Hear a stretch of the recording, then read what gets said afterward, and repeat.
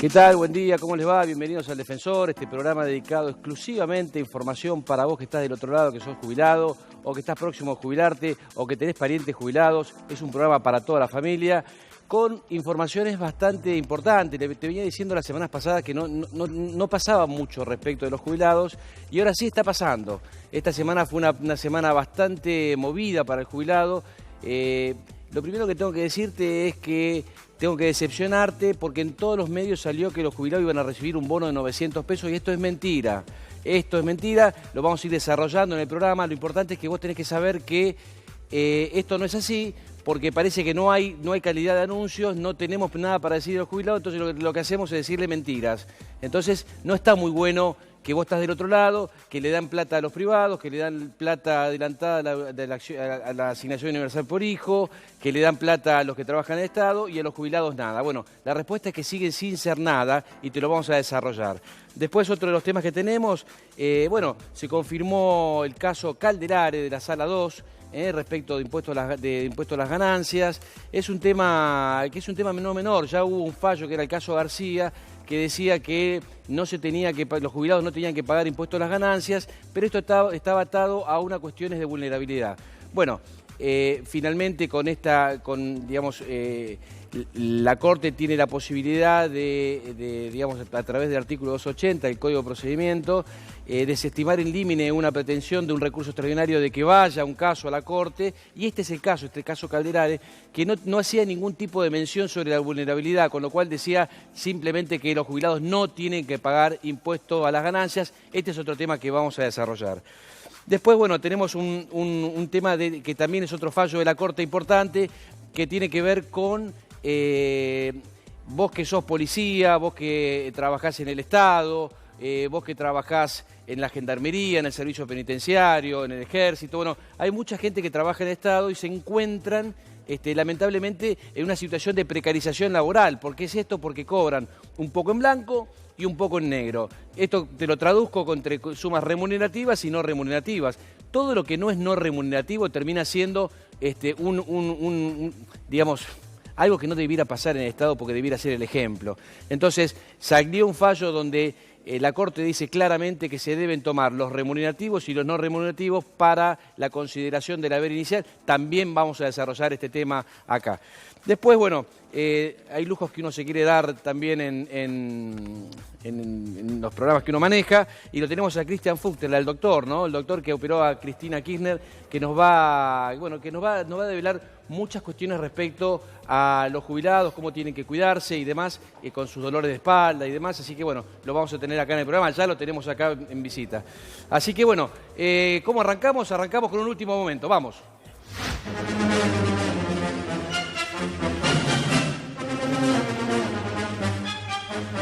Último momento.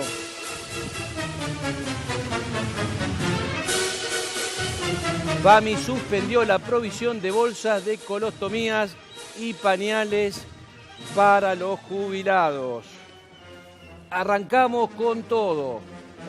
PAMI suspendió la provisión de bolsas de colostomías y pañales para jubilados. Sí, por supuesto. Bueno, mirá, fíjate qué tema, ¿no? O sea, arrancamos. ¿Qué tal, Isabel? ¿Qué tal? Buen Bienvenida. día. ¿Cómo estás? ¿Bien? Bien, muy bien. ¿Qué es esto que pasó con PAMI? Una locura. Estamos hablando de los pañales, ya, es un tema tremendo. Contanos un poco qué fue lo que pasó. Sí, realmente lo que pasó es que el PAMI tiene una deuda con las farmacias de todo el país en el concepto de la provisión de los absorbentes higiénicos o pañales que venían recibiendo los jubilados. La deuda asciende a aproximadamente 150 millones de pesos, que tiene que ver con saldos del mes de abril, del mes de mayo, del mes de junio y el mes de agosto 220, o sea que asciende aproximadamente a 400 millones de pesos. Estos pañales son comprados por todas las farmacias del país. Que lo tienen que soportar las farmacias. Claro, se han entregado hasta los últimos días de septiembre y realmente hemos cobrado una parte en esta semana, pero no alcanza ni a cubrir el costo del pañal.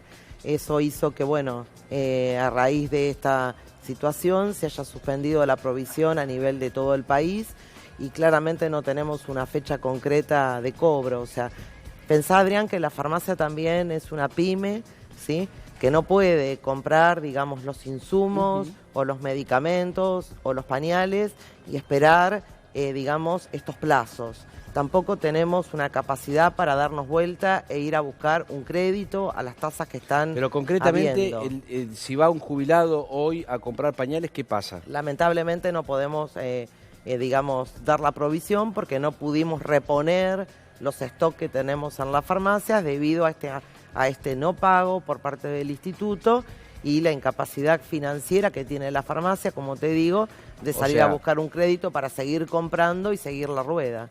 O sea, concretamente las farmacias no tienen stock, producto de que cuando vos vendés tenés que reponer. Exactamente. Cuando vos vendés y no cobrás el dinero, tenés que reponer con tu propia plata. Vos le podés dar una vuelta, pero ¿cuántas vueltas le podés dar? Llega un momento que el farmacéutico debía tener un bolsillo de payaso para hacer esto. Exactamente. Nosotros podemos soportar 30, 60 días, pero no podemos soportar saldos del mes de abril, de mayo, de junio, porque además los valores son diferentes.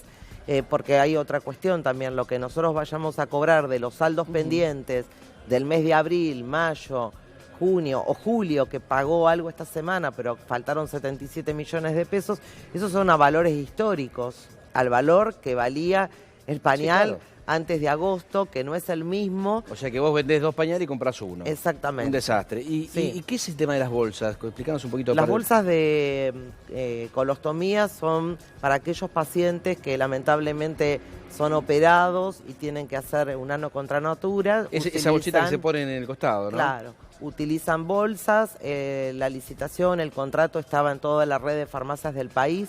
¿Por qué? Porque nosotros conceptualmente nos parece bárbaro que el jubilado vaya a un solo lugar, a donde va a buscar los medicamentos, va a buscar los insumos, va a buscar, digamos, las pastas para su dentadura, para que no ande peregrinando de un lugar a otro, porque encima se le suma el gasto de bolsillo, o el taxi, hay jubilados que no tienen una movilidad. Sí, aparte digamos, el mero hecho que tenga que ir 2 veces ya es un incordio, ¿no? Exactamente. O que tengan que ir a una y no es que quede una farmacia al lado de la otra, sino que tienen que ir a una, caminar capaz que 7, 8 cuadras para ir a la segunda. Es todo un lío, ¿no? Por eso, nosotros veníamos hace muchísimo tiempo dando la provisión de estas bolsas. Digamos, el PAMI decidió darle una parte al correo argentino y el jubilado ahora va a tener que ir a la dependencia del correo más cercano. ¿A qué? A buscar la bolsa, no sabemos qué decirle, viene a la farmacia. Entonces vos me estás diciendo que el tipo tiene que ir a buscar la bolsa esa que se tiene que poner acá al correo. Sí, al correo. ¿Qué sé dónde están los correos? O sea, bueno, a dependencias del correo. Yo creo que el correo, digamos... ¿y los pañales también no? No. Ah, eso es de las bolsas. Eso es de las bolsas, o sea, los pañales esperamos que esto se solucione.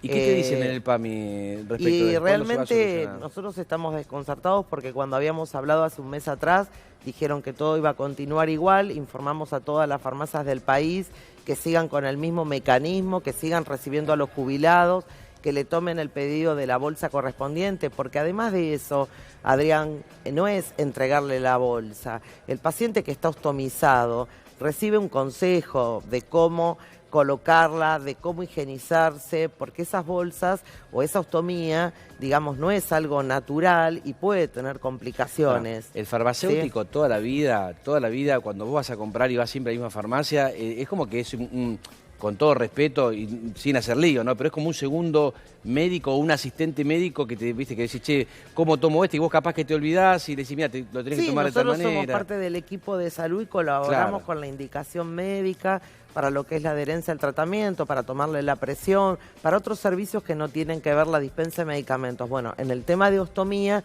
son 12.000 afiliados normalmente que reciben, entre 10.000 y 12.000 afiliados, de los cuales dicen que 800 de esos afiliados van a tener que ir a buscar sus bolsas al correo, vienen a la farmacia, no sabemos qué decirle, así que esta semana la verdad que fue muy caótica porque... ¿Y cómo le hacen frente a eso? Viene el jubilado, dice, che, quiero el jubilado no, porque usualmente... Sí, vienen porque venían retirándolo, Claro, pero... ¿sí? Y no tenemos el padrón, no están incluidos en Mirá, el padrón. Yo te voy a contar una anécdota. Una vez, viste que nosotros trabajamos todos los días con los jubilados, ¿no? Estamos ahí en el estudio trabajando codo a codo.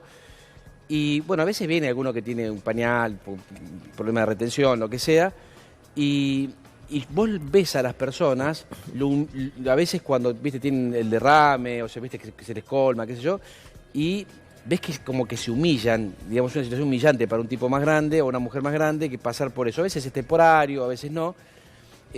Con lo cual vos imaginate que vayan a buscar el tema de los pañales y que no estén, o sea, no es solamente que no esté el pañal, atrás del pañal hay un jubilado, hay una humillación, hay un problema medicinal, realmente es un disparate lo que estoy diciendo. Yo creo que el tema de salud es un tema importante, me parece que no le podemos desordenar, digamos, la vida a los abuelos, a los adultos mayores, me parece que todos tenemos que colaborar para que sepan concretamente qué hacer. Hoy, con respecto, bueno, a los pañales esperamos que cobrar y que esto se solucione rápidamente. Y con respecto al tema de ostomía, también es un tema que no podemos andar diciéndole al jubilado, vaya al correo más cercano a ver si está. Un disparate. Vaya, o si no, vaya de vuelta a la delegación. Pero vos imaginate al tipo que labura en el correo, me da la tomate, dice, arreglátela. Además, me parece que el correo tiene otras funciones y no las funciones de, primero, cómo se van a conservar esas bolsas, ¿sí? Porque la realidad que la conservación de la bolsa, ¿quién va a controlar el vencimiento de esa bolsa? Sí. O sea, desde el punto de vista sanitario, es un disparate, como lo quieras llamar. Me parece que es una decisión equivocada, errada.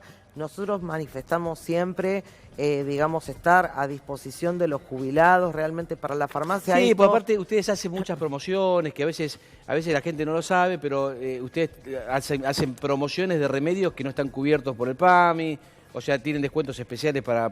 No, además el farmacéutico tiene un rol que si el paciente, en este caso el jubilado, tiene algún problema relacionado, por ejemplo, con esta ostomía, hay que cuidarla mucho. Entonces, a veces no se colocan la pasta correctamente, porque no es solamente... Estamos hablando de que es un problema de salud, esto se tiene que cuidar muy bien, porque algunos pacientes después, el médico o el cirujano los vuelve a operar y dejan de usarlo. Claro. Pero otros pacientes, lamentablemente, por la patología que tienen o por el problema de salud que tienen, lo tienen que usar de por vida. Sí, una locura. Entonces, esto tiene que ser algo muy cuidado y claramente es un tema de salud pública.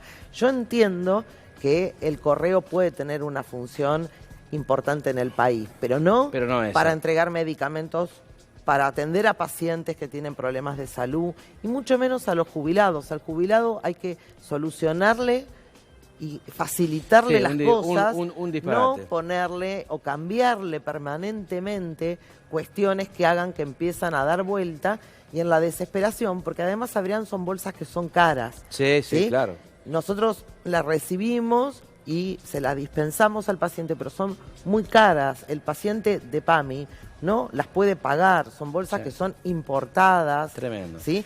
No está al alcance ni de un activo siquiera, porque son bolsas de un costo importante, digo, a valor dólar. Bueno, conclusión lo tienen que resolver. Isabel, te invito a que te quedes con nosotros en el programa, la verdad que tu voz es una voz autorizada, seguramente vamos a estar hablando tema de medicamentos y demás, así que seguimos con el programa, te invito a que pases. ¿Cómo no? Vamos a los mensajes, a ver qué tenemos. Adrián, ¿cómo andás? Tenemos un mensaje que dice: hola, soy Elena de Chaco, tengo 61 años y 28 años de aporte. ¿Qué tengo que hacer para jubilarme? Gracias. Bueno, lo que tenés que hacer, primero y principal, es saber de cuándo son estos aportes, porque lo que está pasando es que vos te encontrás con muchas personas que tienen muchos años de aportes, pero tienen que tener los aportes después de, si sos mujer, tenés que tener aportes después del 2003. Si vos tenés 3 años y medio, más o menos después del año 2003, te vas a tener que jubilar tranquilamente, y si no, bueno, vas a tener que hacer algún aporte seguramente al monotributo para completar los 30 años, porque los 30 años no pueden estar antes de diciembre del 2003, porque no te da desde que vos cumpliste 18 años. Vamos con otra, dale. Hola, soy Julio, tengo 65 años y me faltan 4 años para aportar para jubilarme. Me quieren hacer una pensión por adulto mayor, dice. ¿Cuánto le faltan? 4 años. Claro, bueno, este es el problema. El problema es que en el hombre, que es una cosa, bueno, que lo decimos todos los programas y lo vamos a decir hasta el cansancio, que se discrimina al hombre respecto de la jubilación. O sea, la mujer puede ingresar a una moratoria y el hombre no. Entonces, fíjate qué locura que, un hombre tiene que tener, si dijimos que una mujer 3 años y medio, un hombre tiene que tener casi 9 años de aporte, y si no tiene aportes después del 93, no se puede jubilar. Y el problema está PUAM, que es una pensión no contributiva, no es una jubilación y no es pensionable. O sea que si vos te pasa algo, el día de mañana lo que va a pasar es que tu esposa no va a cobrar la pensión, y ustedes saben que cuando en una familia viven con la plata de la jubilación de los dos, uno es para pagar el alquiler y otro es para comer. Si no tenés la pensión, después tenés que elegir si comés o tenés donde vivir. O sea que es un desastre. ¿Cómo andan? Bienvenidos. ¿Qué tal? ¿Cómo estás? Bien, ¿ustedes? Bien, Adrián. Atento a lo que dijiste en la editorial. Yo me quedé colgado con la editorial, igual una entrevista excelente recién con Isabel, pero manifestaste, no hay 900 pesos, se vino hablando del bono, y el tema del impuesto a las ganancias, que lamentablemente hay que seguir judicializando para que se confirme que el jubilado no puede pagar impuesto a las ganancias. El tema de los 900 pesos, yo lo insisto con la capacidad de lucha que tienen que tener los jubilados. Insisto en la necesidad de que se confirme su sindicato de adultos mayores, porque van a tener una capacidad de lucha como tienen el resto de las organizaciones sindicales. Es decir, ayer se levantó justamente la medida de fuerza de pilotos porque tienen una capacidad organizativa y obligaron al Estado que acuerde una suba salarial, básicamente, sí, que descomprimió el paro. Fíjate vos la importancia de estar sindicalizado. Y los abuelos no consiguen justamente estos beneficios porque no están organizados sindicalmente. Por eso hay que insistir con esto, porque, digamos, todo lo que ha hecho este gobierno ha sido dañino y perjudicial para los jubilados, ¿no? Gustavo, bienvenido. Gracias por la invitación. Bueno, Gustavo Segre, no hace falta presentarlo, pero periodista, está viviendo en San Pablo. Estoy en San Pablo. No soy periodista, ¿eh? Perdón. Ayudo a los medios, pero no estudié periodismo. Y yo tampoco, o sea que estoy parado acá, o sea que... Mi actividad profesional es otra. Pero igual, pero pará, dentro de todo estamos, ojo, atento a todos, estamos a punto de cumplir 100 programas, 100 milagros, se podría decir, 100 programas, ayudando, como siempre, yo digo siempre que es muy importante que vos estés del otro lado, que sepas que nosotros somos muy objetivos y siempre hablamos desde la defensa del jubilado y no desde los partidos políticos, que a veces se confunden, ¿no? Bueno, sos economista, sos analista político. Cuando vos aterrizás acá en Argentina, después de que tu vida sea en Brasil, cuando te encontrás que como que faltan los pañales, ¿qué sensación tenés? O sea, ¿te da sensación como...? Es terrible. Es terrible primero por la situación. La gente ya está sobre el fin de su vida, no debería pasar por eso. Sí. Recuerdo que no hace muchos años yo tenía que traer sondas nasogástricas para unos bebés porque Argentina en aquel momento no podía importar productos. Entonces, todo lo que tenga que ver, que no facilita la vida de aquellos que desde el punto de vista de salud necesitan algún elemento, algún servicio, es catastrófico para la sociedad. Y mucho más cuando estamos hablando de la gente que durante todo el tiempo, toda su vida, trabajó y ahora está en momentos de tener algún beneficio y no tener que tener padecimiento. Gustavo, contame un poquito, porque yo el otro día no, para mí siempre es el otro día, pero hace un mes o 2 meses, no sé cuánto, estuviste telefónicamente desde Brasil por el tema de la reforma previsional. La reforma no es un tema menor, para que ustedes que están del otro lado, todos los que no están jubilados, sepan que la reforma, digamos, cuando se hace una ley de jubilaciones dura mucho tiempo. De hecho, la que está vigente hoy es del año 94. Entonces, cada vez que se hace una reforma previsional, todos los que estamos a punto o en vistas o más adelante vamos a jubilarnos, nos vamos a jubilar con esa ley. Difícilmente cambie. Entonces, cuando sabemos que va a haber una reforma previsional, que lo está pidiendo el fondo, que lo está pidiendo la gente, que es necesaria, entonces lo que hay que empezar a hacer es empinar. Vamos a ver qué está pasando en Brasil, qué está pasando en Europa, qué está pasando en Estados Unidos. Contanos qué está pasando en Brasil. Mira, yo antes quisiera hacer rápidamente la historia de por qué existe la jubilación. Dale, todo el mundo piensa que la jubilación es por una cuestión de beneficio social para la población. En realidad no. Esto viene de Alemania, allá por 1870, donde Otto von Bismarck dice necesitamos plata para financiar el Estado. Y alguien le trae la idea de decir, bueno, ¿qué podemos hacer? Empecemos a cobrarle ahora a la gente que se va a jubilar de acá a un tiempo, en ese momento no había jubilados, claro, como para poder tener dinero ahora y que el día de mañana, cuando la gente se empiece a jubilar, no obstante, todo el mundo va a estar aportando, le damos la plata. O sea, el objetivo principal era financiar una necesidad del Estado. Y en aquel momento, 1870, la edad jubilatoria la pusieron en 70 años. Claro. Y le dijeron, no se jubilaba ni... no se jubila nadie porque ni se Papá mueren Noel. antes. Era estratégico. Claro. Bien O de sea, banco era aportá que nunca te vamos a pagar. Claro, y ahí la bajaron a 65 años, algunos países a 60, y ahí es donde se expande esa idea de la jubilación. Ajá. Brasil tenía, hasta ahora tiene, porque la ley no ha sido aprobada aún, un problema de caja. Para darte una idea, el déficit fiscal de Brasil es 139.000 millones de reales.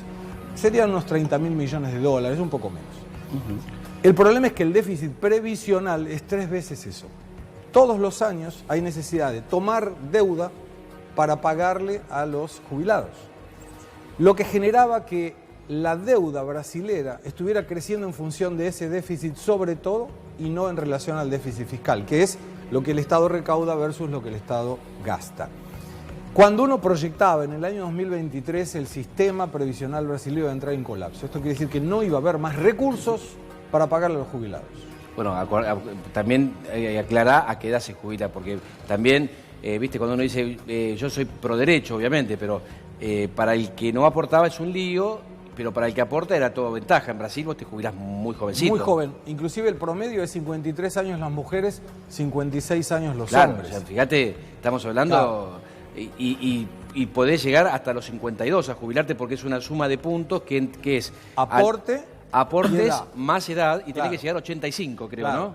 ¿no? Es una ecuación. Claro. Y con mínimo de 15 años vos ya te jubilabas. El problema es que la gente está viviendo mucho más, la expectativa de vida claramente es mayor.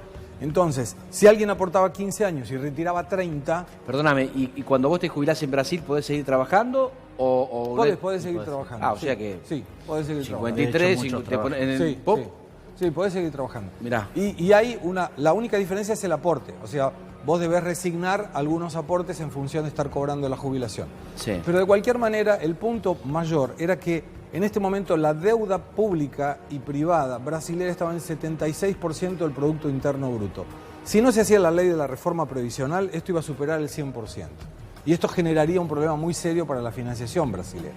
Ese es el motivo por el cual es necesario hacer esta jubilación. Pero más allá de eso, Gustavo, digamos, no había que ser un genio para darse cuenta que no se puede jubilar un hombre a los 53 años, una mujer a los 57. Y eso te da el promedio. Claro, por Quiere eso. decir que hay gente que se jubila antes de eso. Claro, vos pensás que ¿cuál es el gran problema de los sistemas previsionales? Que es lo que quería atacar este gobierno, que era el tema de las pensiones, que dice, bueno, vamos a pagarlas un rato, pero no la paguemos todo el tiempo porque una parejita de 28 y 26 años, fallece el chico de los 28 y la chica de los 26 hasta que se muere cobre la pensión.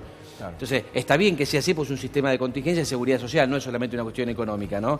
Pero imagínate para el Estado brasileño pagar jubilaciones a tipo de 53 años es mucha guita. Es mucha plata y además... Y aparte innecesario, porque la persona está activa, puede trabajar, puede ¿no? trabajar. Y se da otra circunstancia. 28 millones de jubilados en el sector privado representaban en dinero el igual a 1 millón de jubilados en el sector público. Esto era un despropósito. Esperá, ¿y cuántos habitantes tiene Brasil? 220 millones de personas. 220, con lo cual estamos hablando que son 5 veces Argentina. Sí. 5 veces, ¿y cuántos jubilados hay? 28 millones de jubilados del sector privado y 1 millón y poco del sector público. Ahora sea es un que poco más, deben estar en 30 millones. Está bien, bueno, entonces quiere decir que hay 6 veces la cantidad de jubilados que hay en Argentina. Yo para hacer la relación, ¿no? O sea que son 5 veces de habitantes y 6 veces de jubilados. No te olvides que allá no hubo el mismo programa que acá, que de un saque se jubilaron 3 millones de personas. Sí, bueno, está bien, pero igual la relación da. Sí, claro. Sí. Ahora, tenés una cosa. En el año 2011, Dilma Rousseff cambia esto. ¿Por qué? En el sector público Para, te Gustavo, jubilabas... Perdóname, que te quiero seguir preguntando, porque hay temas que yo me parece que son claves que aparte vos lo explicás muy bien. Porque, ¿por qué yo te estoy preguntando esto? En realidad hay una pregunta atrás, que es, si tenemos la misma cantidad de habitantes en proporción y tenemos la misma cantidad de jubilados en proporción, evidentemente, si nosotros tuvimos que hacer una moratoria tremenda para llegar a ese número y Brasil la hizo sin una moratoria, la pregunta es, ¿cómo es que la gente aporta tanto y en Argentina aporta tan poco? Entonces, ¿existe algún tipo de control distinto que acá para la empresa que no aporta? Sí, de hecho hay muchas empresas que todavía tienen deudas previsionales importantes, muchas de las cuales muy conocidas. La Red Globo, por ejemplo, tiene una deuda gigantesca. ¿Va presa la gente si no aporta, si tiene trabajadores en negro? Va presa si no hace el aporte que le retiene al empleado.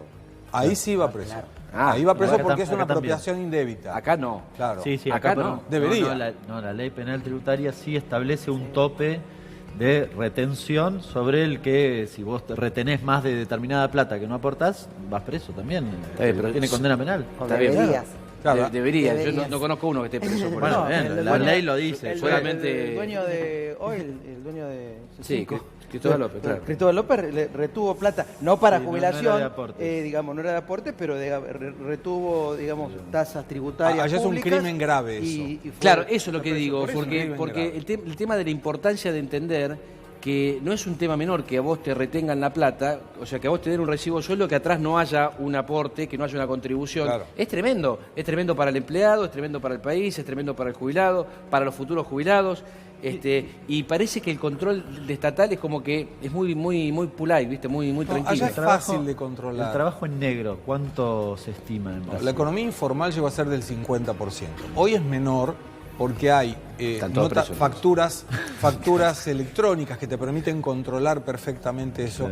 Existió durante mucho tiempo el impuesto al cheque, que Argentina lo tomó del modelo brasilero, el CPMF. Entonces, la AFIP de allá, Receita Federal, conseguía controlar muy bien eso.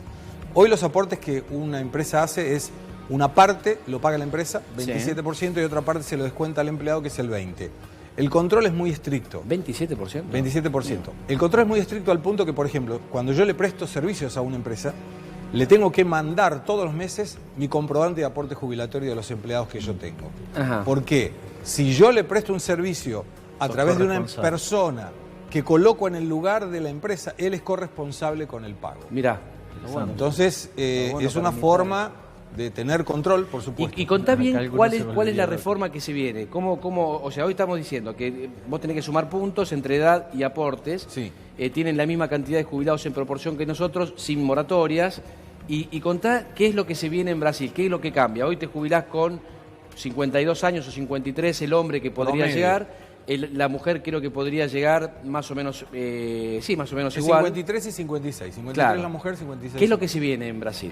Bueno, ahora vas a ver un mínimo de 20 años en lugar de 15 de aporte, pero no se puede jubilar antes de la edad jubilatoria. Bien. Entonces, te estira mucho la cantidad de aportes. El tema de la jubilación es una cuenta muy simple. ¿Cuánta gente aporta versus la cantidad que retira? Sí. Cuando vos tenés una actividad económica que va creciendo, ingresa al sistema gente que aporta y eso te permite financiar a la gente que ya se retira o se retiró. En el caso brasileño entonces va a quedar 60 o 62 años dependiendo de qué actividad realice la mujer y 65 años el hombre. O sea, no aumenta la edad jubilatoria del hombre. Pero pará, porque es un cambio tremendo. O sea, para mí se normaliza. Porque vos vas a Europa y es más o menos así. Inclusive ya hay proyectos de 66, 67 años. 70 inclusive en Y algunos 70 casos. inclusive. Con lo cual estaba viviendo en Walt Disney. Pero contame qué dice el pueblo brasileño de esto. Porque obviamente vos imaginate el tipo que le falta un año para jubilarse o 6 meses y está con esta ley, si está con el araquiri, viste, se quiere matar. No, hay épocas de transición. La Ah, persona va. que le falta 2 años no es que va a tener que trabajar 5 más. Hay una proporción donde aquel que le hace falta 1 o 2 años va a tener que trabajar 1 o 2 años más un poquito. No es que va a tener que estar 5 ¿Cuántos años. jubilados debajo de 65 años tenés? ¿Qué proporción de los 30? No sé la millones? proporción exacta, pero tenés un número importante. Es importante, Claro, claro. porque vos fíjate que al promedio de ser 53 y 56 hay gente que se jubiló con 48. Claro, el promedio es muy bajo, es cierto. ¿Y la jubilación media, cuánto es? Acá tenés en la Argentina la jubilación mínima que la perciben el 65% de los jubilados. No sé si en Brasil es Allá similar. también. La gran cantidad es una jubilación mínima que te da unos 1.000 reales, que te daría unos 14.000 pesos. Es bastante, yo te iba a decir, Más es o bastante parecido que acá. De hecho, en diciembre van a cobrar ese Claro, la importe. diferencia es la inflación. Claro. Porque vos allá tenés una inflación anual de este año proyectada de 3,44% al año. La mensual nuestra. Y una tasa de interés del 5,5% al año. Ojalá, tranquilo, Los tranquilo. jubilados tienen cobertura de salud. Los jubilados Como tienen cobertura PAMI de acá. salud, pero la salud pública no es de las mejores, no es buena. Eso es un error grave. O sea, ¿Hay salud pública en Brasil? hay salud pública, sí, claro, y en algunos Como casos nosotros, son federales, provinciales o algunos hospitales municipales. Yo creo que el tema de la salud pública se podría arreglar muy fácil, colocando la obligatoriedad de que los políticos y sus familias tengan la necesidad de tratarse en un hospital público. Bueno, vos sabés que yo el Y ahí sábado... resolvés todo. Gustavo, el sábado pasado, en el editorial del programa, yo decía que nosotros los argentinos nos tenemos que acostumbrar a exigir las cosas que corresponden. Entonces, si en Argentina se define que el hospital tiene que ser público, que la atención médica tiene que ser pública, tiene que ser una atención médica de calidad, no puede ser berreta. Entonces, vos no puede ser que tengas un derecho berreta. Entonces, si vos decís, es una locura que todos los que estamos en esta mesa seguramente tenemos una prepaga, ¿y por qué tenemos que tener una prepaga si la medicina es gratuita en el país? La plata que nosotros le dedicamos a la medicina prepaga, que es una plata que va a grupos que son muy grandes, que esa plata después no vuelve al mercado, sería mucho mejor que vuelva y los políticos tendrían que tener el desafío tanto de la educación, que la educación pública sea de calidad. Es una locura que vos tengas que mandar a tu hijo a un colegio privado porque todos los días hay paro. Entonces, ahí también lo puedes estirar, obligatoriedad para que los políticos y sus hijos vayan a la escuela pública. Ahí mejora todo. Cuando tiene la obligación, ¿no?, de tener hospital público. Si vos sos político o sos parte del gabinete, no podés ir a un hospital privado. Y necesitas la concepción de un ministerio de salud, ¿no es cierto? Sí, claro. Que tenga esta idea de concebir a la salud como un derecho y no como un derecho para los que tienen plata, como se está concibiendo hoy. Es que el concepto tributario es eso. O sea, obviamente. Si vos tuvieras que pagar el 50% de tu sueldo de impuestos, pero vos vas a un hospital público y te atienden bien, vas a una escuela pública y aprendes bien y no tenés problema en la calle de que alguien te robe y tendrás que contratar una seguridad privada en tu casa, nadie va a tener problema de pagar. Claro, tal cual. Pero aparte sería... Y aparte yo creo que es el desafío. Y vos fíjate que en la campaña ahora te dicen, che, vamos a tener mejor educación pública en la ciudad de Buenos Aires. O sea, se centra ahí porque saben que en la ciudad de Buenos Aires está todo divino, pero los colegios no. Entonces, se centra en ese lugar. Pero en realidad no es la educación pública solamente tener infraestructura, que aparte ya pensar que un chico vaya al colegio y tenga frío es una locura, es una demencia total, porque nosotros debiéramos protegerlo, ¿viste? Que uno dice, claro. Cuando te educan, ¿qué te dicen? Che, cuidado con lo más chico y con lo más grande. O sea, ese es el primer concepto y el que es caballero con la mujer, ¿no? Pero ahora si lo decís así, capaz que te dicen cuidado con el tema. Pero más que nada lo que yo quiero decir es que el rol del Estado, digamos, hoy la discusión entre los candidatos a presidente debiera ser quién va a ofrecer mejor educación, quién va a ofrecer mejor salud y obviamente el tema económico que hoy es bueno. No, y es que si vos cumplir, que no es menor. No mentir. No, porque digo, la de promesa ya estamos, ¿no? Yo cuando alguien me dice qué es lo que va a hacer, anterior, la segunda pregunta que le hago es ¿cómo lo financias? Claro. Voy a hacer vamos a hacer esto y esto y esto. ¿Cómo lo financias? Yo doy una respuesta. Perdóname, yo una vez una charla con Sergio Massa, le digo, no, porque hay que hacer así, y me mira Sergio y me dice, ¿y de dónde sacamos la guita? Claro. Dije, bueno, obviamente que hace el barrilete, y dije, bueno, tenemos que pensar, obviamente yo no tengo los números que puede tener Hernán como para... Cuando empezás a tomar los números, ¿no es cierto? PAMI, que es un tema, recién Isabel hablaba de eso, tiene un presupuesto muy importante. Ahora, vos lo tenés que focalizar en la atención de salud. Vos tenés que ver la cantidad de, en este caso, beneficiarios que tenés que atender y cómo administrás bien esos recursos. Ahora, si vos pagás caro el precio de los medicamentos, si vos no acordás con la farmacia, si optás por correos para entregar o vos le quitás una cantidad de derechos, porque no te interesa, porque sigue estando intervenido, porque usás plata para encuestas, usás plata para reformas como la de Chepadmal, que no tienen que ver con la prestación de salud del abuelo, no hay plata que te alcance. Mirá, vamos a tener un tema que lo queremos, vamos a verlo. Fíjate la noticia de la semana. La noticia de la semana es, el jubilado va a recibir 900 pesos de bono. Esto dice, nosotros tenemos una cartera de juicio muy grande, nos explotó los teléfonos, che, vamos a recibir el bono, vamos a recibir el bono. Bueno, mentira. Vos que estás del otro lado, no hay bono, es mentira. O sea, viste, relájate, no hay, digamos, se adelantó los aumentos de la asignación universal por hijo a principio de año, a los jubilados, nada, naranja. Se le dio un bono a los públicos, a los jubilados, naranja, nada. Y a la UH también, 1.000 pesos y 1.000 pesos en septiembre y octubre. O sea, y en los privados y en el sector público también tuviste 5.000 pesos de bono. En el caso de los jubilados, ninguna percepción es adicional. Entonces, como pasó esto, lo que tenía que hacer el gobierno era salir a hacer un anuncio. Y el anuncio obviamente fue levantado, fue levantado. Y ahí es que empezó a generar mucha confusión. Entonces te queremos explicar bien para que vos entiendas cómo es esto. Mira, tenemos una plaquita armada. Hernán, ¿la puedes explicar vos, por favor? Sí, efectivamente. En realidad todo esto deriva del famoso 82% móvil, que es el 82% del salario mínimo vital y móvil. Después de la elección, el gobierno a finales de agosto anuncia un aumento de aproximadamente el 35% del salario mínimo vital y móvil. Fíjate que va de julio del 19 de 12.500 pesos a diciembre 16.875. Ese es el aumento que anunció con esos datos que vas viendo, un poquito en agosto, otro poquito en septiembre, en octubre llega a los 16.875, la segunda columna, y hasta diciembre se mantiene en ese valor. Claro, la jubilación mínima también se va actualizando, se actualiza en septiembre, 12.936, que es lo que estamos, digamos, lo que está percibiendo hoy un jubilado, y finalmente en diciembre a 14.064 pesos. El 82% genera un pequeño diferencial en los meses de octubre y noviembre. Fíjate, en octubre y noviembre te da 13.838 el 82% móvil contra 12.936 que es la jubilación mínima. De ahí surgen los 900 pesos. No son ningún bono para las personas que lo perciben solo en el mes de octubre y noviembre. Y vale aclarar también para los que están del otro lado de la pantalla que no lo percibe todo el mundo. Vos decís, yo me corresponde, mirá, te corresponde exclusivamente si cobras la mínima y si además te jubilaste con aporte, es decir, con 30 años de aporte.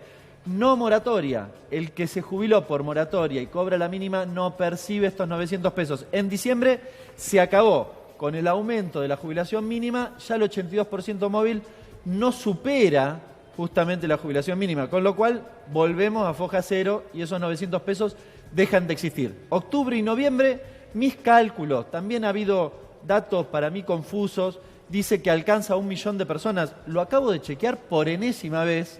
Los jubilados que tienen jubilación mínima solo perciben la jubilación mínima y se jubilaron con aportes, no llegan a 300.000 casos, no son 1 millón. 300.000 casos. Exactamente. Bueno, yo odio lo que voy a hacer, que es explicar lo explicado. Pero yo para que vos lo explicaste perfecto, Hernán. Pero lo quiero decir para que se entienda bien. ¿Por qué no es bono? Porque en realidad, cuando se hizo la ley de movilidad, para aprobar esta ley de movilidad, Pichetto negoció por el peronismo, en su momento era del peronismo, negoció que, y el gran título era, se logró el 82% móvil. El 82% móvil es el 82% del salario mínimo vital y móvil. No es solamente para la mínima, no para los que cobran más, que eso es lo que es el 82% móvil. Entonces, ¿qué pasa? Recordá que nosotros en los programas anteriores te dijimos que hubo una negociación por el salario mínimo vital y móvil y tenías los sindicatos que te pedían 30 y pico de mil pesos y tenías los empresarios que te pedían 16.000 y pico.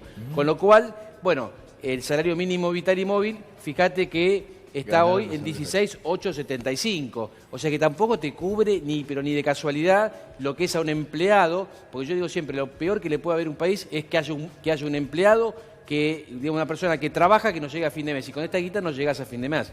Entonces, traspasado, esto es la diferencia que va a cobrar, mirate solamente esta placa, estamos hablando que es octubre y noviembre, y no son bonos, porque si el salario mínimo vital y móvil hubiera sido justo, la jubilación del 82% mínima tendría que ser mucho más elevada de los 900 pesos.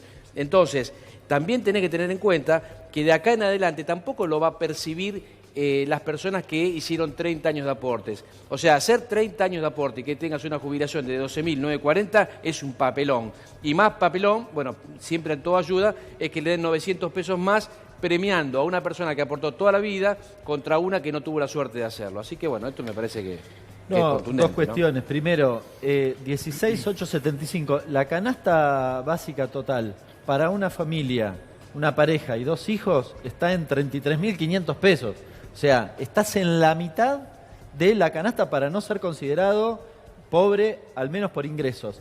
Y una cosa que me parece central, que tiene que ver, vos recién lo mencionabas, en realidad los sindicatos pedían 30, los empresarios pedían 16. Ganaron evidentemente los empresarios. El límite está casi en ese punto. Y esto ha sido una característica porque las últimas 3 negociaciones del Consejo del Salario, que es donde se define el salario mínimo vital y móvil, se definieron por decreto, siempre por debajo de la inflación. Claro, cuando se votó el 82% móvil, lo que había que haber pensado era cómo atarlo para que no quede atrasado. El gobierno fue atrasándolo todo el tiempo, con lo cual ese 82% móvil siempre o casi siempre dio por abajo y tiene alguna salvedad en este mes de octubre y noviembre con estos 900 pesos que claramente no son bonos. Bueno, aparte del bono, vamos a ver qué dice la gente. Juan Pablo, tenemos preguntas, Bien, vamos. tenemos muchos mensajes. Tenemos uno que dice: tengo 61 años y 17 meses que pago monotributo. ¿Me puedo jubilar? Comencé a trabajar en mayo del 2018. Bueno, tenés 61 años, con lo cual si tienes 61, nació en el 58, 58 más 18 son 76, 76 menos 2003 son 27 años, 27 más 17 meses son 21. Te falta 1 año y medio, tenés que pagar 1 año más de monotributo y te vas a poder jubilar. Vamos. Bien. Cumplí 65 años y hace 5 años me dieron una pensión por discapacidad. Ya tenía 30 años de aporte. ¿Puedo pedir una jubilación? En realidad, si vos tenés un retiro transitorio por invalidez, se considera jubilación. O sea, eso se transforma en definitivo a partir de los 65 años, con lo cual vos ya tenés una jubilación. Distinto es si tenés una pensión no contributiva. Si tenés una pensión no contributiva, sí, obviamente andá corriendo a pedir una jubilación y aparte que te haga hacer valer los aportes. Ojo con el tema del cálculo de las pensiones, porque a veces vos llegás a la regularidad con los últimos 5 años que son monotributistas o que sos autónomo y entonces el cálculo se hace por los últimos 60 meses, no por los últimos 120 meses. Entonces, a veces te perjudica eso para el haber, entonces hay un fallo que es el fallo Pinto que te permite proporcionalizar. O sea, cuando vos cobrás, siempre consultá con un profesional a ver si podés cobrar un poco más. Sobre todo las personas que se jubilaron de diciembre del 2017 para atrás. Vamos con una más y entramos acá con Cristian. Tengo 63 años y 20 años de aporte hasta el 2000. Tengo certificado de discapacidad por amputación de 2 piernas. ¿Qué puedo hacer para jubilarme? Pregunta. 63 años, ¿qué es? ¿Hombre o mujer? Es un hombre. ¿Y tiene cuántos años de aporte? 20 años de aporte hasta el 2000. Y bueno, está bien lo que está diciendo el señor, porque ahí lo que hay que hacer, lo que podés hacer es obtener tu jubilación vía judicial. Tenés que hay un tema de proporcionalidad que tiene que ver con que en lugar de... Bueno, es un tema técnico. Sí, lo podés lograr, pero lo tenés que hacer con un abogado, porque en ANSES te van a decir que no reunís los requisitos necesarios, pero para la justicia sí los reunís. ¿Qué tal, Cristian? ¿Cómo estás? ¿Cómo estás? Estoy acá con el doctor que operó a Cristina Fernández de Kirchner y hoy nos va a ayudar con respecto de los jubilados. Contanos un poquito, ¿qué hace el jubilado con tanto dolor de espalda, tanto dolor de cintura? ¿Existe alguna forma de que él pueda prevenir todo eso? Mira, es muy interesante porque a raíz de esto que mencionan todo el tiempo, que la gente está viviendo más y que genera problemas de un lado económicos, también genera un problema para nosotros mismos, para los pacientes, que significa que el cuerpo se va desgastando más. Claro. La edad promedio antes era 60, 65 años, fuimos creciendo y estamos en 80, 85. Mi consultorio tiene una gran afluencia de pacientes que tienen arriba de 80 años. Mirá. Y los pacientes, tanto hombres como mujeres, en mayores de 60, 65 años, entre un 70 y un 80% sufre de lumbalgia o dolor de espalda. Es que todo el mundo anda con dolor de espalda, la verdad que, o por el peso, o viste con el celular, ahora que estás más, o con la computadora. ¿Y qué es lo que pueden hacer? Mira, en principio tienen que evaluar los síntomas que tienen, ¿sí? Hay una cosa que es generalizada, que es la más frecuente y que es una patología degenerativa, que se llama canal estrecho, ¿sí? El canal estrecho es por artrosis y el hueso vertebral crece y va comprimiendo los nervios. Cuando esto empieza a ocurrir, los nervios dejan de transmitir la señal eléctrica correctamente y cuando los pacientes caminan, por ejemplo, el paciente añoso de la tercera edad que está caminando y hace 100 metros, 200 metros y tiene que parar de caminar. Tiene que parar de caminar porque claudica. Claudica porque por dolor de espalda o de piernas o porque se queda sin fuerzas, ¿sí? Son sus nervios que no están pudiendo enviar el mensaje correcto para que uno siga caminando. Se van doblando, se van flexionando en la búsqueda de descomprimir ese nervio que está apretado por el hueso. Entonces, digamos, el síntoma casi más frecuente que tiene la gente mayor es esto: dolor lumbar, dificultad para caminar. En principio hay que empezar a trabajar con actividad física, ¿sí? lo primero es que intenten... Pero eso que vos decís es tremendo. Yo veo mucha gente, viste, que lo ves caminando, que de repente ves tú, el tipo se clavó, o la mujer se clavó y espera un cachito y después arranca. Nosotros le llamamos el mirador de vidrieras. Porque para hace 100 metros, se apoya, a muchos les da vergüenza y disimulan que están mirando algo, se doblan, se sientan y vuelven a caminar. Se quedan sin combustible.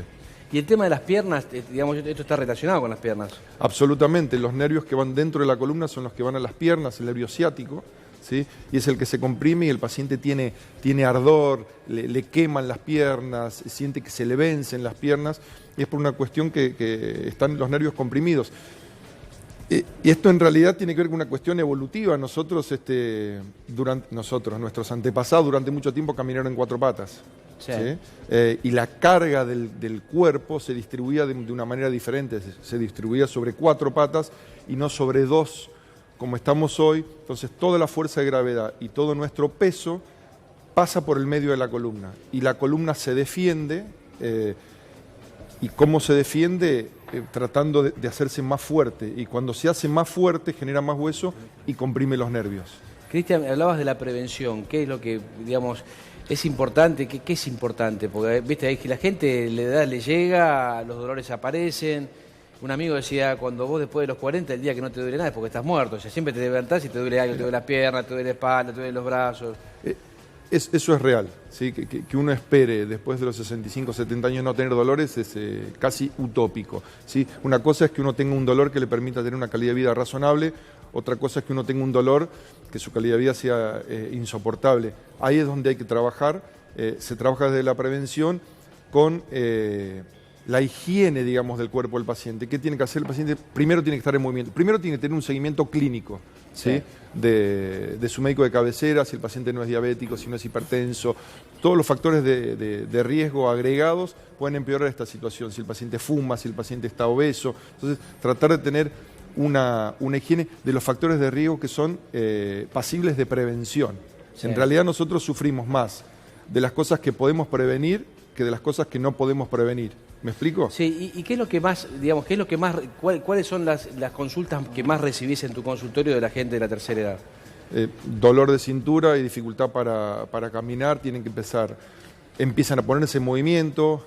Hay muchos clubes de jubilados, muchos gimnasios que tienen espacio para la tercera edad, donde hacen una gimnasia adecuada. El objetivo inicial es que puedan, si hoy caminan 100 metros, que puedan caminar 200, 300, 500 metros, que puedan aguantar un poco más de tiempo de pie, mejorar un poco lo que es la musculatura, la posición de su esqueleto, y esa es la parte fundamental para empezar a trabajar. Después tienen métodos de ayuda, analgésicos, terapia del dolor, se les puede hacer infiltraciones en la columna, todas cosas para mejorar su calidad de vida y que el paciente la pase mejor y pueda disfrutar de su retiro. Y digamos, el tema de las operaciones de columna es todo un tema, ¿no? Porque cada vez es más riesgoso, o mejor dicho, la medicina avanza mucho, pero bueno. Mira, la cirugía de columna tiene mala prensa, ¿sí? Mirá. Tiene mala prensa y durante muchos años tuvo mala prensa, pero yo siempre le pongo el mismo ejemplo a los pacientes. Es como los aviones, ¿sí? Por día debe haber, no sé, 100.000 vuelos por día en el mundo y nadie se baja del avión y dice, sáquenme una foto y háganme una nota que volé bien y el avión no se cayó, ¿sí? Entonces, cirugías de columna en el mundo hay 100.000, andan bien. Un paciente anda mal, o 2 o 3, es como un avión que se cae, se multiplica, le contás a tus amigos, no, se opera, no te toques la columna, y la verdad que la cirugía de columna cambió, evolucionó igual que la cirugía abdominal, igual que la cirugía cardíaca, hoy se hace cirugía mini-invasiva, se hace cirugía ambulatoria, los pacientes están 12, 24 horas internados. Yo doy fe que vos sos anti-cirugía. Absolutamente. Primero, o sea, todo esto que le das de la buena prensa, que es fantástico, pero la realidad es que la persona tiene que tratar de aguantar así como está lo más que pueda, ¿no? Hasta un límite, ¿sí? El límite es, pues el paciente me dice, no, doctor, yo me voy a operar más grande, cuando tenga 80. Yo le digo, ¿qué vas a hacer ahora de los 60 a los 80? ¿Pasarla mal? Claro. ¿Sí? Hay un límite, uno no puede hipotecar su futuro pudiéndolo resolver ahora. Entonces, hay que empezar de menor a mayor, tratando que corrija sus vicios, tratando que corrija su actividad física, que su clínico lo evalúe. intentar no operarlo. Si operarlo es la última solución, pero si llega ese momento, es una solución adecuada y que los pacientes pueden mejorar su calidad de vida. Cristian, gracias por haber venido. Un lujo, la Un verdad placer. que... Muchas gracias. Otra vez te vamos a volver a invitar. Muchas gracias. Chao, hermano. Hasta Gracias. luego. Bueno, ¿qué tal? No, muy interesante. O sea, sufrimos Lojito, más de cosas doctor, que que podemos trajimos hoy. prevenir de aquellas que no podemos prevenir. Y eso tiene que tomar nota el funcionario público. O sea, si vos te sentás en un Ministerio de Salud, una Secretaría de Salud, tenés que invertir más en prevención, en hacer caminar a los adultos mayores, más que en llevarlos después a cirugías o llenarlos de medicamentos. Y este es el desafío que tiene el nuevo gobierno, fortalecer un Ministerio de Salud y hacer una reconversión del PAMI para invertir bien en esa plata. No en cirugías y en medicamentos costosos, en atención primaria, hacerlos caminar y que tengan menos dolor. Escúchame, vamos a hablar de un tema de impuesto a las ganancias, que fue un tema que es el tema de la semana. Te vamos a contar un poquito cómo es el tema de impuesto a las ganancias bien. Salió un fallo, teníamos el fallo García, que era un fallo que era el primer fallo de la Corte, en realidad no el primero, pero sí fue un fallo muy, muy importante, que decía que, bueno, que todas las personas que estuvieran en condición de vulnerabilidad tenían que tener dos cuestiones, una edad determinada y una vulnerabilidad determinada. Que en realidad yo cuando leí el fallo medio como que no me gustó mucho porque, viste, que vos digas, che, el impuesto a la ganancia ¿está atado a la vulnerabilidad? No, no está atado a la vulnerabilidad. Digamos, vos tenés que tributar o no tributar. La Sala 2, con su presidente Luis Herrero, que es un juez de los que se animan, ¿viste? Porque la Argentina necesita jueces que se animen, ¿viste? Porque en realidad las cosas están bien o las cosas están mal. Si están mal, el juez tiene que decir que está mal. Listo, no tiene que tener miedo. Entonces, tenemos mucha justicia que está como achanchada, ¿no? Como que dice, esto se falla de esta manera. No, no se falla de esa manera, se falla de otra manera. Y nosotros tenemos, en nuestro fuero no tenemos muchos jueces de esos, ¿no? Entonces, mirá cómo es el tema de impuesto a las ganancias. Vamos a mostrar la placa. Entonces, lo primero que tenemos que decir es que no pagan ganancia todos los jubilados que tienen menos de 6 jubilaciones mínimas. O sea, la suma de 6 jubilaciones mínimas, que son 77.000, un poquito más de 77.000 pesos, que sería un neto de un poquito menos de 70, a partir de ahí empiezan a pagar ganancias, hasta un monto máximo, digamos, los que están en el régimen general. Después hay jubilaciones que son mucho más importantes, que están atadas a regímenes especiales, que es de 94.805, ¿no? Entonces, ¿cuánto paga una jubilación que una persona que tiene 95.500 pesos de ingreso paga casi 9.000 pesos? ¿Y cuánto paga de impuestos de jubilación una persona que gana 78.000 pesos? 4.356 pesos mensuales. Entonces, ¿qué es lo que primero tenemos que decir y que lo que dice el fallo Calderare, que de la Sala 2? Que dice que esto no son ingresos, no son ganancias, no es una renta. Entonces, como no es una renta, no tiene por qué tributar. Y acá viene el error, la gran Argentina. Cuando un juez, cuando la Corte te dice eso, ¿vos qué es lo que tenés que hacer? Tenés que cambiar tu administración porque la Corte te está diciendo que está mal. ¿Qué es lo que va a pasar? Va a pasar lo que pasó con el caso Badaro, que todos los jubilados tienen que ir a la justicia para poder encontrar que la administración haga lo que corresponde. Entonces, ¿qué es lo que debiera hacer ANSES ahora? Eliminar el impuesto a las ganancias para los jubilados. ¿Qué es lo que va a hacer? ¿Y qué es lo que va a hacer? Y yo les recuerdo, lo va a hacer ahora, lo va a hacer con el próximo gobierno y con lo que sea, que cada jubilado va a tener que ir a la Corte, va a tener que ir a la justicia para poder hacer eso. Es tremendo, Gustavo, que las personas, digamos, que el Estado no tome su rol, el que tiene que tener, ¿no? Que es el que hace las cosas como corresponde. Vos sabés que yo creo que la cuenta la hace mal el que administra. Porque hoy lo que hace es genera una cantidad enorme de empleados públicos, con diferentes criterios de agregación de valor. Mucha gente coloca empleados cuando se está yendo el gobierno, sea el anterior, y le genera un gasto al próximo. Y eso te restringe la posibilidad de prestar servicios como lo que muy bien acaba de explicar el doctor, como lo que dice Isabel, donde la cuenta debería ser al revés. Yo creo que debería ser, bueno, ¿cuál es el presupuesto que tenemos? Tal. ¿Qué es lo que necesitamos para que el jubilado esté bien, para que pueda atenderse, para que pueda tener un resto de vida como debe ser? Determinado dinero. ¿Cuánto sobró? Bueno, eso que sobró tiene que mantener la cantidad de empleados para generar esa prestación de servicio. Eso es lo que hace cualquier empresa privada. Y el Estado debería regirse por ese principio, porque si no, terminás teniendo un Estado para pagar sueldos y no para prestar servicios a sus habitantes. Claro. Y ese es el problema. Sí, pero igual yo insisto. Sí, puedes decir algo, Isabel. No, que coincido plenamente y me parece que el tema de digamos, del adulto mayor y la salud es indivisible, o sea, es la franja etaria que más necesita. Quizá cuando somos, digamos, tenemos una determinada edad y estamos activos, también tenemos menos problemas de salud. Entonces usamos mucho menos, pagamos la prepaga y capaz que durante años no la usamos. ¿Pero por qué pagamos la prepaga? Porque también después que cumplimos 60 o 65 años no podemos ingresar a ese régimen.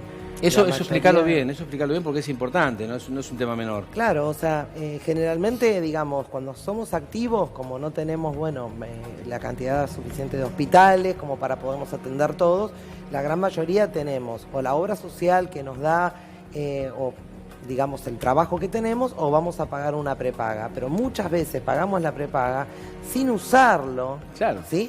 ¿Por qué? Porque sabemos que cuando algunas cumplimos 60 años, 65 años, no la tuvimos, no podemos ingresar, ¿sí? Primero la prepaga no deja ingresar a adultos mayores. Y lo peor de todo que pagar la prepaga. Y después el valor que tiene que pagar una persona adulta mayor como para imposible poder tener servicio. Imposible. Entonces, para un jubilado. El tema de salud para los adultos mayores creo que es fundamental, porque a veces nosotros lo vemos en la farmacia. ¿Sí? Vienen y quieren llevar los medicamentos, los insumos, lo que consumen en el mes, es como decir, bueno, ya los tengo. Claro. Y se aferran a, digamos, al medicamento, es aferrarse a la vida. Exactamente. ¿Sí? Ese es tal cual. el sentimiento que nosotros vemos con cada adulto mayor que viene y la preocupación que eso le genera cuando no puede acceder porque no le alcanza el dinero o porque le decimos, no, mira, está cortada la prestación. Es como que se potencia la preocupación. Y fíjate vos que en el marco quizá de la a nosotros, los activos, nos dicen, bueno, tengo que ir a buscar, no me lo cubre, bueno, lo compro particular. De otra manera, ¿sí? Pero un dato de los adultos mayores. El déficit alimentario, el déficit de proteínas, comen menos carne, toman menos lácteos, aumenta el sedentarismo. Decía, recién decía el doctor, la importancia de que caminen, que se muevan. Si vos no te alimentás bien, ese fenómeno de la vidriera, ya lo haces en tu casa, no te movés del dormitorio, o cuando ibas antes salías a dar una vuelta, a visitar el barrio, ibas a la panadería, a la farmacia, saludabas, te interactuabas. El comer menos, fíjate vos, donde hay que trabajar, en la atención primaria alimentaria de los adultos mayores, fomenta el sedentarismo. Y no tengo ganas, me quedo en el living, veo televisión, después no me muevo de la habitación. ¿Cómo anda Gabriel Catopodi? Bien, muy bien. Están inaugurando, les mandamos un abrazo, están inaugurando el túnel de Ballester. Son amigos ahora. Sí, hemos tenido diferencias políticas. Me parece en este momento es trascendente que la Argentina cambie de vuelta la página, porque la verdad que todos la estamos pasando mal, así que la realidad está muy bien. Es que Gabriel eso era la prioridad. Gabriel es un gran amigo, jugábamos al fútbol juntos, él jugaba de 2 y yo de arquero, imagínate. Yo ahora soy el Dr. God. Bueno, vamos. Se ve que no lo hacían tan bien. Un tema rápido. ¿Vos sabés que esto que mencionabas de la previsión, Brasil instrumentó hace muchos años remedios gratis para determinados síntomas, para hipertensión, para diabetes, para colesterol, y no importa si es jubilado o no. Lo hace con la intención de la gratuidad del remedio para evitar el día de mañana. Te sale más barato. Te sale más barato entregárselo gratuitamente. Estimados, ha llegado el momento de cerrar la cuestión. Acordate que puedes dejarnos tu mensaje en el 2277-2000. Nos vamos a comunicar con vos en la semana.